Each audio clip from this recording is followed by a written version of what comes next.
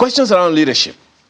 Nigeria's pace of economic development and political and social stability have been with us since independence, for a very long time. Our journey towards nationhood, many say, haven't even started. So the challenge principally is that the gap between the ideals, ideas, and theories of leadership and its practice and application in the context of the Nigerian project continues to widen. So our best organized conversations, dialogues, and platforms on the subject have remained unsuccessful in initiating and or catalyzing change and reforms to narrow the gap. There are those who believe that Nigeria is in a difficult place today, an extremely difficult place, with grave insecurity, macroeconomic instability, and as you also heard in our previous conversation, microeconomic challenges as well, stagnation, stagflation, all kinds of things. Unemployment, poverty. The numbers are just... Like the Onoshome said, the list is endless. Exactly. So who are we looking for in 2023? Or should I also ask, what are we looking for? Earlier, we talked about what to hope for. Now we want to talk about transformational development. You know, we also heard earlier someone talk about servant leadership, all kinds of transformational leaders. Mm-hmm. I also learned another one just recently, situational leadership, the one that can adapt into any shape or form just to solve a problem and move on. Let's have a conversation. The amoeba. Exactly, because, you know, in a family, problems evolve. Even if you're not a financial expert, you have to solve financial problems at home and all of that. So we have two gentlemen joining us this morning. Abiodun Bamidele is a development expert. Thank you for joining us today. Thank you. Happy Independence Day. Wish you the same. And joining us all the way from the United States is Dr. Toye Sobande, who is an international author and strategic leadership expert. Thank you for joining us this morning, Dr. Sobande. You kindly unmute yourself so we can hear you, but we know you are there. So let's begin with you, Mr. Bamidele. This is where we are. Talking about transformational development for Nigeria. Earlier, we spoke about the kind and level and evolution of development that we've had over the years in the First Republic, the regions having complementary development in each region, healthy competition among them. But this is where we are now. We're quote-unquote central government with 36 states that have to look up. Where do we go from here? You know, I would like to start by saying that sometimes you are so overwhelmed with the state in which Nigeria is, and you are tempted to think that our situation is hopeless and there's no way out. But the truth of the matter is that when you look at history and you also look at contemporary realities, the fact remains that Nigerian situation is not hopeless. It's just that it cannot be business as usual. I'm glad that today we are talking about transformational development. And anything that has to do with transformation, certain things are inevitable. Number one is the fact that there must be a radical, significant, and deliberate attempt to first acknowledge I am not where I am supposed to be. And that, for me, looks like a major challenge that we have as a people. We are a people, regrettably, who will see red and want to insist that what you are seeing is not red, is green. It's what lawyers do, they argue. And unfortunately, even non-lawyers are also doing the same now. Because the question first and foremost is, who is that person behind what I'm talking about? If it's my brother, is my sister, is in my religious circle, is from my tribe, is from my community. So even if that person is going down the drain, the person still wants you to know that I am getting it right, and he wants me to agree that he's getting it right. So I want to say first and foremost that Nigeria, we are not where we are supposed to be. A few days ago, I was looking at the African Infrastructure Development Index. I felt like weeping. Before you weep, let's take the opening comments of Dr. Sobande. First of all, Dr. Sobande, let me begin by asking you, are we even aware of, well, we know what the numbers say.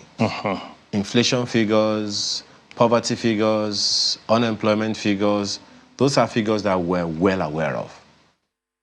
Do you think we're aware of the precariousness of the situation and the urgency that we need to get our development right, to transform our development, so to speak? Thank you very much, Mr. Makinde. When we discuss development, we discuss it from a perspective that is warped, and that is a perspective that makes it look like it's an external thing. External to the sense that nobody takes responsibility for development. You can't hold anybody for development. Government is a way of abdicating responsibility. When you say government is responsible for this, it doesn't usually work that way. So we lack self-awareness, and there are no data, there are no aggregated research that measures in practical terms what developmental strides we are to make or we are not making, such that it can be relatable, that people can feel it directly. A lot of that is just throwing numbers around, throwing jargons, throwing big words. Nigerians are tired of checking dictionaries to find out what those words mean. That's right. These people don't have dictionaries anymore. They can Google it, but it is not relatable. Why? It is not experiential. Because when they wake up in the morning, the first thing they are looking for is they're looking for water to have their bath. There's no water. There's no light. They are waking up very early to get on the bus. On their way to getting on the bus to take them to work, they are being robbed on the road. Then they are now stuck in traffic.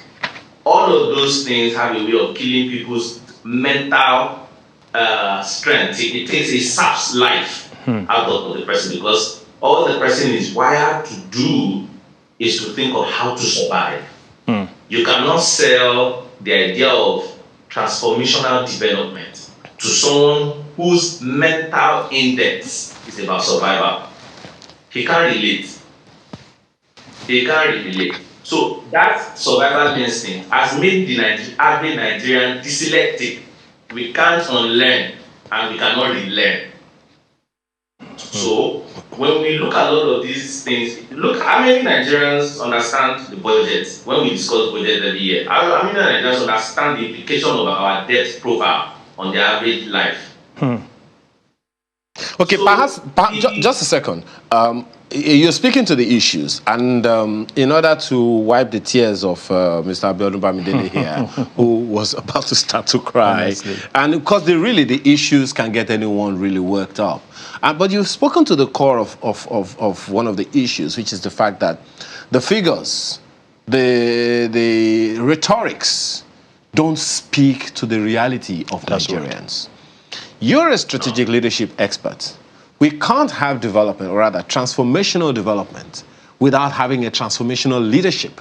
That's right. And since you are into this strategic development or strategic leadership tangent, what should we be talking about in order for us to get our transformational development trajectory right? First off, our prevailing mental model, which is culture, is anti-transformation. Wow. So that word is alien to us. Let me make a joke out of it. An average Nigerian on the street, they will think they're talking about the transformer on their streets that blows every now and then, and they have to gather money to repair the transformer. That's the only thing Nigerians can relate with in the word transformation. Why? Because in our cultural index, transformation is alien to us. We are transactional, we are not transformational. Wow. Our cultural index, our prevailing mental orientation is transactional. It's about reward and punishment. And if you see that, you will see it in the speech of our political rulers. And you also see it in the body language of our political rulers. Their communication is transactional. Their style of doing business is transactional. If you vote for me, I will give you road. If you vote for me, I will give you transformer. If you vote for me, I will make $1 1 If you vote, it's transactional. So our leadership index culturally is not tilted towards transformation. But do you blame the Nigerian, Mr. Dr. Sobande? Just a second. Do you blame the Nigerian? We know, Mr. Bamidele, let me quickly cut you. I'll come back to you, Dr. Sobande. Do you agree with him, first of all, what he said, where he said we are more of a transactional than a transformational set of people in our minds? I was here some times ago, and I made a point, which I want to repeat and insist on, that while I agree with him that to a good degree, we are transactional people.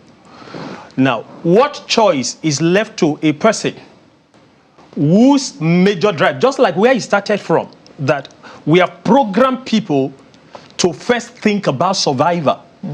So the point is, keep them in that position so that that position of impoverishment, I hope I'm... Impoverishment. Thank you. You'll pay for that, don't worry. Go ahead. Thank you. For as long as you can keep them in that state, they become a tool in your hand that you can always use to exploit. Now, he said culturally, historically, not politically, not democratically. In other words, it's not, if I understand Dr. Sobande right, he's not saying it is something that just started in our polity or politics. It's something that had been part of us before politics came. Am I correct, Dr. Sobande? Is that what you're saying? You are very correct. Okay. Very correct. So if that is the space, that is the space, it means that we just transited from the monarchical or cultural or traditional system of government that we had, everything we had and were into this democracy. If you look at our history of how we gained independence, the approach to it was transactional. The system of government we are very good at copying and pasting without understanding the implication in terms of our cultural context. And that's what we are doing again. We are trying to adopt a leadership style that is alien to our culture in Africa and across Sub-Saharan Africa. Because I did a research work of over 7 years and I documented it in a book titled The Leadership Myth: Why Leadership Development Principles Do Not Work in Sub-Saharan Africa. It's a 7-year research project. So I understand and I know what I'm talking about. When you look at our administration locally, in terms of how we appoint the kings, the obas, the chiefs, when you look at our history, what is transformational about this approach of selecting leaders at our local level? So we must look at our cultural fit, our orientation, then now go into our educational system. You will see that mental model there. The lecturer tells you what you should learn, and you should give him back what he has told you. Don't do any independent thinking. Just follow the curriculum. The lecturer will come and people shout, hey, Iwe, because he dictated the textbook to you that has expired since 1978. They've done 7 revisions afterwards. And the lecturer still brags in his ability to quote from page 1 to page 300. And students are meant to repeat the content of that book and they pass it down. So our factory line educational process is to memorize information. not to practically impute it into their daily experiences. All the algebra and the almighty formula we learned in school, how are we using it today? Oh. Mr. Sobande, In what way is it relevant to our economics? Dr. Sobande, now that you say that this thing is inherent, yes, where does that leave us? We want to transit to the transformational. That's right. So what are we going to do about it? We cannot. I hate to sound like a prophet of doom. We cannot transit like that. We have to deconstruct. We can't. If you try to transit, we'll be frustrated. We've been doing transition all the while, and we have had an unending transition process. We have to deconstruct, and deconstructing has to start with the prevailing mental model, and it has to begin from the very minute. I love at the beginning of the show when you were talking about the local government autonomy, and you were surprised that Lagos State, of all states, have not signed. Does that not tell you something? Does that not speak volume to the things we are discussing? The people who are in governance, people who are in rulership, they came from that mental model.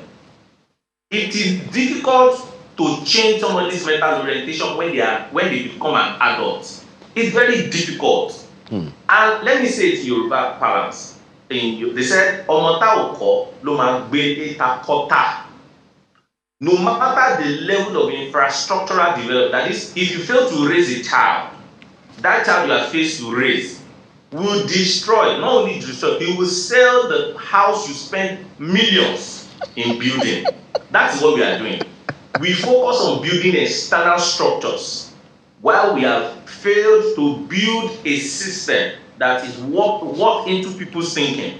How do I know? The government spends money and construct road. They build a bridge and they tell people to cross the bridge, but the people would cross the road. They won't use the bridge.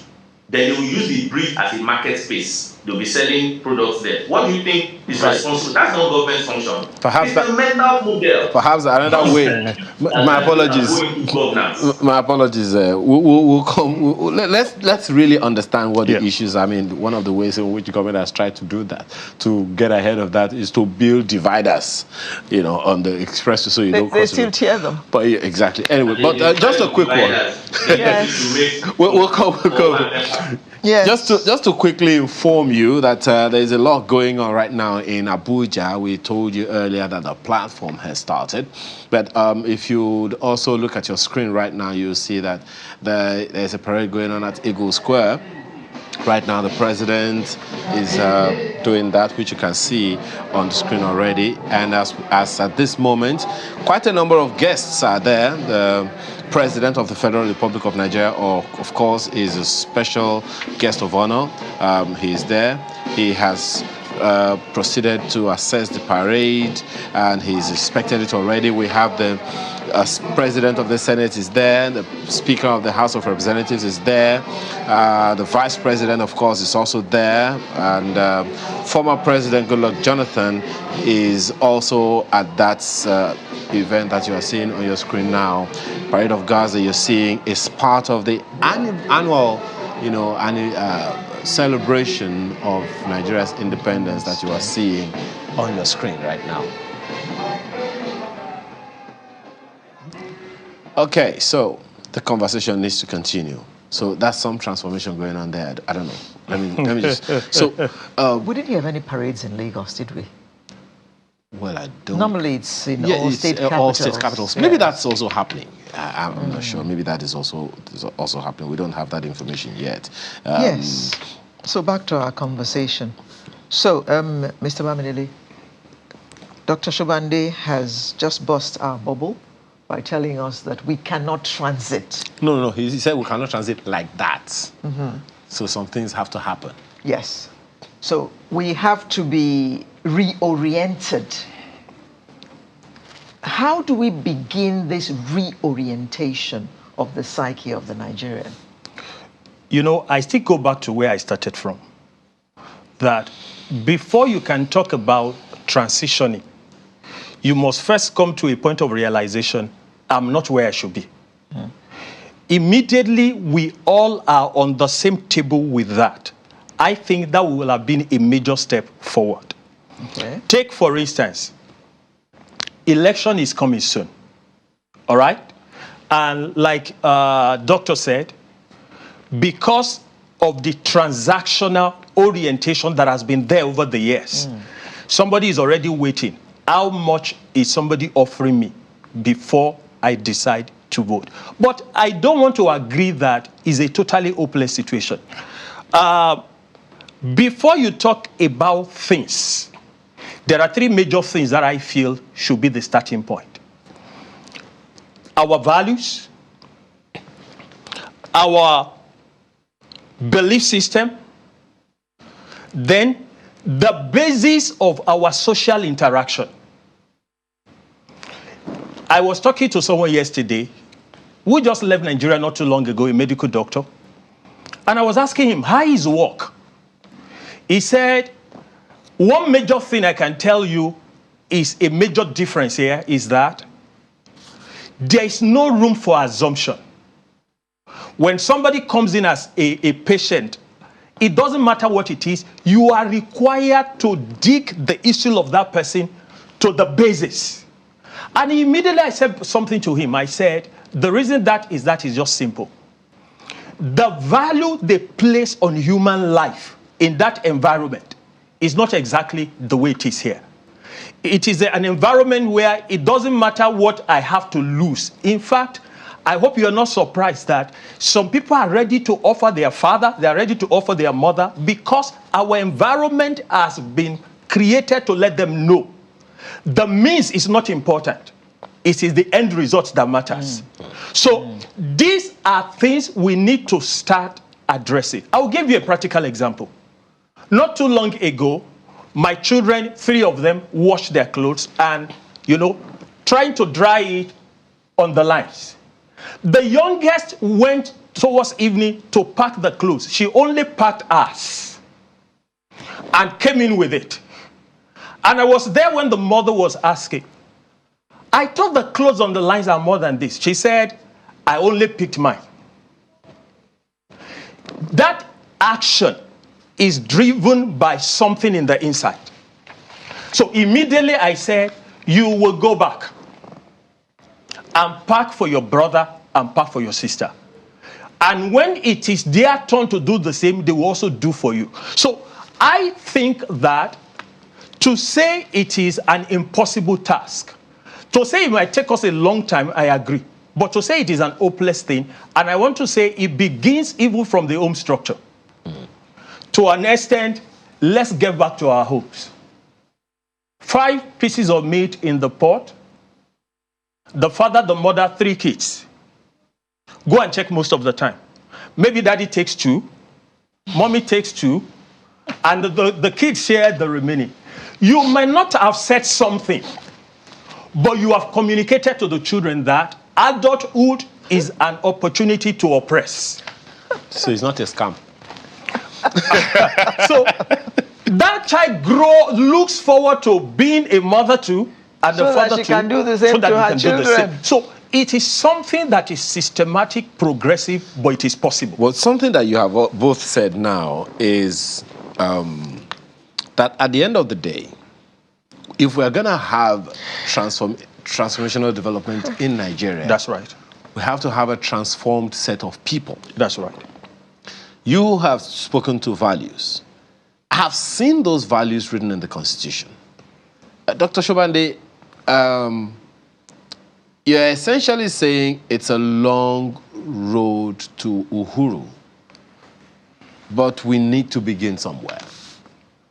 Mr. Bamidele needs to copyright meat example. Sorry? And I agree with you totally. Mr. Bamidele needs to pay me copyright for the example he just gave about the meat. And I agree with him totally. I'll send you my invoice for the copyright. Well, you will know that I've not seen the book at all because you are not even Nigeria. I am so proud of you as a parent for what you have done for that little child of yours. You have modeled leadership. That child will never forget that lesson you taught that child, whether it's a boy or a girl. You have taught that child the problem we are trying to solve in governance today. Selfishness. Yeah. I grew up with an example like that. where one day my brother came home and packed rice, packed food, and my mom looked at him and said, only you will eat that rice? You didn't think of your brothers, you didn't think of your sisters, your dad has not eaten, I have not eaten, and you just came and packed everything. My mom used to say something when we were young. Don't think of yourself alone, be considerate of others. It was a value system we were raised with, myself and my siblings. When we think, we don't think of ourselves. We think of the implication of our actions on our siblings. And as a parent, I do that for my children. If I'm spending money to buy a new suit, I'm asking myself, this suit is... Oh dear. I think he's that muted. approach is what we are seeing in our budgetary system in governance. But Dr. Sobande, there are a good number of people who were raised by parents the way your parent raised you.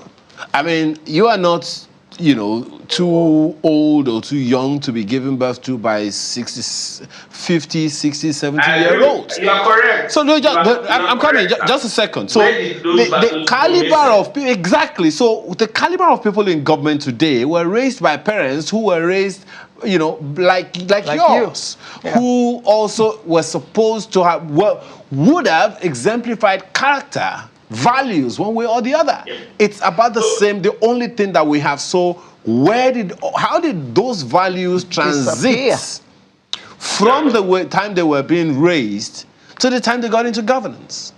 Thank you for that question. I was going to tell Mr. Abamdele earlier that my message today is not about hopelessness. My message today is to stir us to think and to collectively align in terms of the solutions we want to profile. It's not to just suggest hopelessness.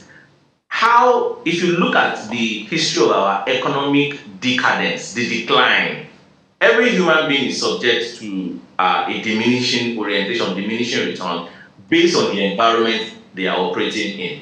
An environment has a way of conditioning people. So somebody may have been raised right in a very good home, and the person finds himself in an environment.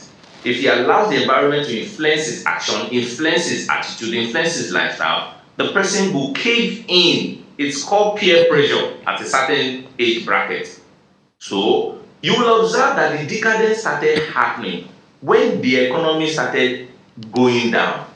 People's needs, in terms of the hierarchy of needs by Maslow, psychological safety, sense of significance, all of those things, they began to go in the fact that all they are now thinking of is survival.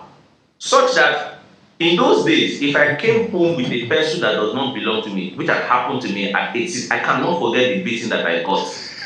But people take those values now and go into that same peer pressure of parents telling their children, when are you going to get married? When are you going to buy a car? When are you going to... The parents are not even the ones putting the children under pressure. Why? Because they are comparing their family with another family that is seemingly doing well. The environmental conditioning is one of the reasons why those values are being erased. Okay, Dr. Sobande, we have enough time to think about solutions that can really take us further, both of you gentlemen. Now, let's start from this one. How do we begin to transit both from governance to the homes or from the homes to to governance? I think it was not too long ago, maybe about 2-3 weeks back, the governor of Edo State, Governor Obaseki, you remember what he decided to do? Said, if your child is not in school, we're going to prosecute you. That's right. Now, I don't know how that would happen, but do you see a situation or a time or a space where government will begin to call out poor values or poor value orientation that is displayed by citizens or indigents? It has to be reflected in the manifestos of our political parties who want to claim governance and who want to rule us. A governor can say that, but that will not hold waters because it's contravening constitutional provision that says government is not responsible for you to be educated. It's part of the constitution. Governments cannot be sued to court for failing to take care of your welfare. So, if the governor should prosecute a parent, the parent can also take the governor to court over the fact that it is not justiciable. So that means we can say the governor is also contravening constitutional provisions because that is one leg of the constitution that is giving us headache to date. But Dr. So Sobande, to make those changes, we had to infuse it into the manifesto, those values. No. Dr. Sobande, while you are right, just a second, while you are right, I think, just a second there, Dr. Sobande, you wanted to... Yes, the Constitution also states that children between the ages of so and so must be in school. Yes, that same Constitution says that. I agree. I know, I'm aware of that. I'm just saying that in this country, we like speaking with both sides of the mouth. And executive we have will not solve our problems. But that's not to say, just a second, on that same issue, just a second, Dr. Sobande, we'll get on that same issue of education that you mentioned. The Constitution says that government is responsible not just for the ages, that the government is responsible for educating people, making sure that social classes of people are educated. Government provides that infrastructure. So in a situation where government has made it so happened that, okay, this school is open, is free, you don't have to pay school fees, free education and all of that, and the parents still say the children do not go to school, what happens at that time? Then the governor can go ahead, if he's constitutionally backed by law to prosecute, he can prosecute. Okay, but that parent will think of food first and think of paying his house rent, paying his health bill. Understandable. Well, survivor. An economic factor for the parent. The child is hawking food, hawking products that will bring in money for the family to survive. You have to factor that in. Okay. So the factors are beyond the statements we make on TV or those outlandish fiats that makes you look good as a person. It is not systemized, it is not in our structure, neither is it in our orientation. You know, we came a long way where the boy child will go to school and the girl child will be at home to help the mother and hawk and learn trade. But things have changed over the years. We give God praise for that we are working towards that. But you'll be surprised that some people still have some very funny thinking pattern about educating their children. Sad so. Okay. Mr. Bamidele, okay, sorry. Mr. Bamidele. Yes, please. Where we started from is, who are we looking for? That's where my partner started this segment from. The time has come when we have all manner of people marketing themselves and their ideas to us. And we, poor citizens, are just sitting down there looking. Many of us don't even know that we have the power, that we are the employers of these people. And these people will work at our behest. They are there because we put them there. So we have in our hands the power to actually take them out should they not do that which we consider to be of benefit to us. So 2023 is around the corner. Who are we looking for? I will answer that question very simply. While I was getting ready for today's, I was just trying to do, some research, and then I stumbled on an article written by one Asue. I may not be pronouncing it correctly. Asue. Asue Ighodalo. And he was talking about national transformational development in Nigeria, very specifically. And it was such a good read. And I tried to marry that with what Jim Collins proposed from a research of 15 years in his book, Good to Great. Transformational development, just like you started, I agree with you 100% and 1%. You can't talk about transformational development without a transformational leader. Now, the question now is, what are the qualities of this individual that we can call a transformational leader? Now, he called it the level 5 leader. And a couple of things are critical. Number one, this individual must have a humble disposition, knowing that I am coming to serve, I'm not coming as a lord. And Tall order, tall order. tall order indeed. Carry on, carry on. Tall order indeed. Going by the culture that Dr. By the Sobande culture talked about. that he spoke Exactly. about. Okay. So that is why I agree with him to a good extent that it's a long journey, but it must start from somewhere. Who is that person who is thinking first and foremost about the people and the nation? So you want to talk about what is the love quotient of that individual. Then you want to talk about that individual who is though humble and simple, but bold enough to make unpopular decisions. Firm. And is firm to see it through. We are not talking about big talk now. The capacity to say this is where we're going and follow through. And risk strikes. Sorry? And risk strikes. You see, at the end of the day, one thing I've discovered from my study and observation over the years is this. Immediately people come to a realization that you are truly and genuinely taking them on a journey somewhere that they can see, they will be ready to follow. They will follow. So that individual must be someone who is ready to give credit to people working with him to say, guys, you have got this right.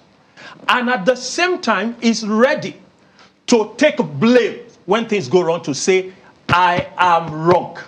You will notice that these few things I have mentioned, we can go on and on. They are not things that we are familiar with. They are not our way of life. However, if we must go the way of transformational development, unfortunately, there's no alternative. Okay. So, but let me say this however, I don't want us to close this discussion believing that the leader we are talking about is that somebody out there. It begins from me, it begins from you. That little space where I exercise a little dimension of authority. How do I relate with those people? As a father, as a mother, as a principal in a school, as a manager in the office. How are these things playing out? I think that is the starting point, and it's very critical. Dr. Sobande, speaking in the same light, who are we looking for? Please factor in a number of things that you said earlier. These people who want to employ the leaders in 2023, they have clear and present demands. House rent, you mentioned house rent and all those things. Yeah. Poverty is, as some politicians have said in time past, have been weaponized against them. But they have to be a transformed set of people before they can produce a transformed leader who can give us transformational development. That journey, where do we begin? I didn't hear the last statement you made. I said that journey, where do we begin, or how do we begin? Mr. Bamidele had laid the foundation for how to begin. And he says we must start from the very core of the society, which is the family. And that is what I have been advocating. And because the family is the major institution that shapes people. But unfortunately, we are seeing that the science for shaping and modeling is now being taken out of the control of the family, because internet, technology, is now parenting people and parenting people's children, even in their absence, and infusing values and infusing orientation into them that the parents themselves are not even aware of. Why? Because they're on the road chasing bread and butter. Survival. Number two, let's look at our religious institutions. How many of our religious institutions have transformational leaders leading them? How many of our religious institutions that is supposed to be a legacy institution that forms and shapes people's orientation have helped? I'm not here to sound like a hopeless person, but I'm getting us to think, because when we go for those powerful programs, church programs, at the end of those anointing services that we go for, right in the church premises at the car park, church members are fighting. They are not giving each other right of way. Yes. There is traffic inside the church premises. Which mindset, transformational mindset, produce those kind of religious people? Because we're very religious people, we abdicate responsibility to God. That transformation religion can help us achieve it, how much has our religious institutions helped us to shape people's transformational orientation? How much humility are people imbibed from going to churches, from going to mosque? How much of that is reflected? The schools, look at what we are experiencing with our strike. Look at what we are experiencing with our secondary schools, with our primary schools. How much are the teachers earning? What value does a teacher have that he will give to a child that is transformational, that the child will take and grow up with? I'm looking at areas where we can point out transformation. I'm looking at institutions that can help us build this transformational orientation so that we can have an aggregate effect of it that can be national and we can change things. How many media houses, how many of our youths today are listening to this program and they are not on YouTube watching their own shows or Instagram watching somebody doing skits? How many of our skits by comedians is promoting transformational values rather than objectifying women as sexual objects? If you look at the trend of the skits that we are producing, that people are laughing about on YouTube, on Facebook, on Instagram, is it promoting those values? How many of our musicians, our entertainers, who are supposed to be legacy people, models for transformation, are singing songs that edifies people's orientation towards national transformation, towards producing the kind of leaders, the kind of songs that emphasize on societal values that are important? But today, the quality of music is promoting drugs, promoting money, promoting all sorts of things. The people will come up and say, hustle, work, and yet the same person is a kidnapper. Look at those institutional frameworks that we have. That is where the transformation can be long-lasting and it can be effective. Dr. Sobande. If we don't move into those systems or those institutions, all we'll be doing is to speak English, fluently above people's head without effects. Well, Dr. Sobande, it seems like all the questions you have asked today, you will write them down. You will give it to all Nigerians to answer the questions themselves, and then we will manage the transformation start. People love God, people worship God, and yet they treat their neighbors badly. It's a great place. And yet they are serving God, praising God, and you want them to be transformational in their orientation. Dr. Sobande, it's a great place. I can imagine how. I mean, it must be really frustrating for you having studied all of this leadership stuff and then to see all these things. Jargons. I have those jargons in my family. No. The ones that you have thrown, the ones that you have thrown today is enough. We have to thank you very much. Dr. Toye Sobande is an international author and strategic leadership expert. We thank you for being a part of this conversation, particularly because it's about 3-4 a.m. where you are now, and you stayed up just to be a part of this conversation. Thank you so much. We truly appreciate that.